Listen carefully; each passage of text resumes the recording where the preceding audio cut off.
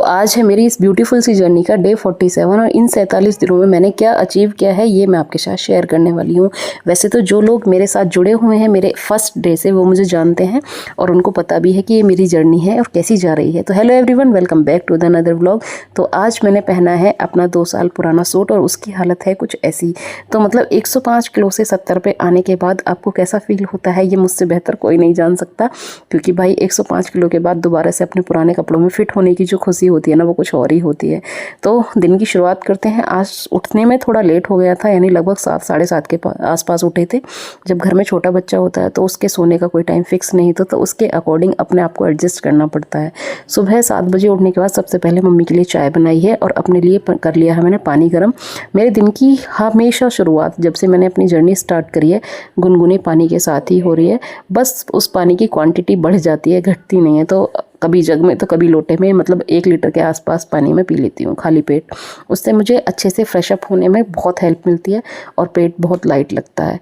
तो सुबह की शुरुआत करते हैं और अपने घर का काम करते हैं। तो दिन के शुरुआत से पहले मैं पानी पीती हूँ, उसके बाद लग जाती हूँ अपने घर के काम करने में। डेली रूटीन का काम झाड़ू पोछा बर्तन तो हम डेली करते हैं, लेकिन अगर हम उसको थोड़ा सा चेंज के साथ करते हैं तो और मज़ा आता है। हमारी बॉडी पर उस चीज़ के इफेक्ट नज़र आते हैं। खाली पेट जब पानी पी के हम कोई काम करते हैं तो हमारे पेट में जो उतला पुतली होती है ना वो तो फ्रेश अप होते हैं, तो उसमें बहुत सारी इम्प्योरिटीज़ निकल जाती हैं। तो मैं कोशिश यही करती हूँ कि अपना काम स्टार्ट करने से पहले गुनगुना पानी पी लूँ पेट भर के और उसके बाद फ्रेश होने जाऊँ। तो अगर आप भी पोस्टमार्टम जर्नी पर हैं और आप मेरी इस जर्नी में शुरू से साथ हैं तो मुझे ज़रूर बताइएगा। और आपको मेरी जर्नी कैसी लग रही है, क्या मेरे में इम्प्रूवमेंट आ रहे हैं या नहीं आ रहे हैं, ये भी ज़रूर बताइएगा। क्योंकि जो मेरी बहनें मुझे डे 1 से जुड़ी हुई हैं मेरे साथ, वो मुझे क्वेश्चन करती रहती हैं, पूछती रहती हैं कि दीदी आप अपना मतलब पूरा रूटीन शेयर करा करिए। तो मैं आपको बता दूं बहन, मेरा जो वेट लॉस का रूटीन है वो मेरी लाइफ स्टाइल का एक पार्ट है। तो मैं आपको अपने ब्लॉग्स के थ्रू उसके बारे में बता देती हूँ। स्पेशली वेट लॉस पे मेरा कोई ऐसा वो नहीं है कि मतलब पूरा दिन मैं उस चीज़ पे काम नहीं कर सकती। मैं अपनी लाइफ स्टाइल में अपने रूटीन में इस चीज़ को कंटिन्यू कर रही हूँ कि अपने घर के काम को करते करते हम अपने वेट को कैसे कम कर सकते हैं। तो मेरा यही है, डेली ब्लॉगिंग का चैनल है मेरा। तो मेरे ब्लॉग्स में आपको मेरे होम रूटीन, साथ में weight loss routine, postmortem journey, baby care, मतलब मेरे जो भी मेरी लाइफ में घटना घटित होती है मैं आपके साथ शेयर कर देती हूँ। सो जिस भी बहन ने मेरी ने कमेंट किया था दीदी आप स्पेशली वेट लॉस पे ही बोला करिए, तो बहन मेरे पास जो भी होता है मैं वही दिखा देती हूँ। स्पेशली वेट लॉस के मेरा कोई मतलब जिम टाइप का नहीं है, बाकी ये डेली लाइफ स्टाइल है। इसमें आप अपने आप को कैसे एडजस्ट कर सकते हैं मैं यही बता सकती हूँ। आज खाने के लिए हम बना रहे हैं मटर की चटनी, जो कि अच्छी होती है, बहुत अच्छी लगती है हमें। और पिछले होली के दिनों में हमने कई दिन पकवान खाए हैं, पूरी कचौरियाँ खाई हैं, मतलब खूब दबा के ऑयली खाया है। तो अब उसको थोड़ा सा बैलेंस करने का टाइम है। मम्मी को भी ऑयली खाने से थोड़ा दिक्कत हो जाती है, तो मैं तो और भी खुश रहती हूँ कि मम्मी कुछ ऐसा बना लेते हैं कि मतलब जिसमें ऑयली ना हो, तो हो लेकिन इतना नहीं। तो खाना वाना बन चुका है। सुबह के लगभग 9 बज रहे हैं। मम्मी को 10 बजे तक स्कूल जाना होता है। अभी स्कूल का टाइमिंग चेंज नहीं हुआ है, होने वाला है थोड़े ही टाइम में। तो उससे पहले मैं खाना बना लेती हूँ अपना, लेकिन मेरा खाना खाने का टाइम थोड़ा सा अलग होता है। सुबह उठ के गुनगुना पानी और उसके बाद अपनी जीरे वाली चाय, यानी कि जीरा और अजवाइन की टी जो होती है वो बना के पीती हूँ। मम्मी के लिए खाना बना दिया है, यही खाना सेम मैं खाने वाली हूँ। मेरा टाइमिंग रहेगा 2 बजे का। तो सुबह सबसे पहले गुनगुना पानी, उसके बाद अपने जीरे और अजवाइन का पानी, उसके बाद अपने घर का काम, रोटी पानी बनाना है, सारे काम करने हैं, बच्चे के साथ थोड़ी मस्ती करनी है, फिर लग जाती हूँ अपने डेली की एक्सरसाइज पे। एक्सरसाइज का टाइम मेरा होता है 10 से 20 मिनट, कभी कभी जब मेरी बेटी सो रही होती है तो 30 मिनट भी हो जाता है। तो मेरी जो एक्सरसाइज है 30 मिनट से ज़्यादा अभी तक मैंने करी नहीं है अभी, मतलब घर पे, क्योंकि बच्चे के साथ इतना टाइम मिल नहीं पाता बेसिकली, मुझे ऐसा लगता है। बाकी बहुत अच्छे लोग भी हैं भाई जो निकाल लेते हैं टाइम, मुझे इतना ही टाइम मिल पाता है। अभी मेरा जो पूरा ध्यान है वो है मेरा साइड फैट पे, यानी जो मेरा साइड है, कोर है, ये काफ़ी मतलब कमर से अब थोड़ा आउटर सा लगने लगा है, क्योंकि मेरी कमर का साइज कम हो गया है और साइड फैट मेरा थोड़ा कम घटा है। तो अब मैं साइड फैट को कम कर रही हूँ। और ये जो एक्सरसाइज है, जो हाथ ऊपर आप जाते हैं, उसमें आपका जो आर्म होल है और ब्रेस्ट के बीच का जो साइज, वो सॉरी क्या बोलते हैं उसको, फैट है, वो घटता है इससे। तो जो एकदम से मतलब अलग अलग सा लटका लटका सा लगता है ना, उसके लिए है ये वाली एक्सरसाइज। तो अगर आपको कोई ये वाला इशू है तो आप ये एक्सरसाइज करिएगा, आपको बहुत अच्छे बेनिफिट्स इसके मिलने वाले हैं।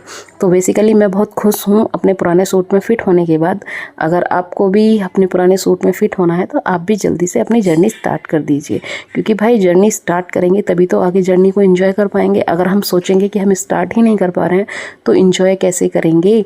तो फाइनली मेरा जो पुराना साइज़ था मेरे पैंट का वो फिट हो गया है। पुराना साइज़ मतलब लगभग उस टाइम भी मेरा वेट 70 के अक्रॉस था, तो अभी भी मेरा 70 के आसपास वेट है। बट साइज़ आपको पता है बॉडी साइज़ प्रेगनेंसी में काफ़ी चेंज हो जाता है, तो मतलब शेप भी चेंज हो जाता है।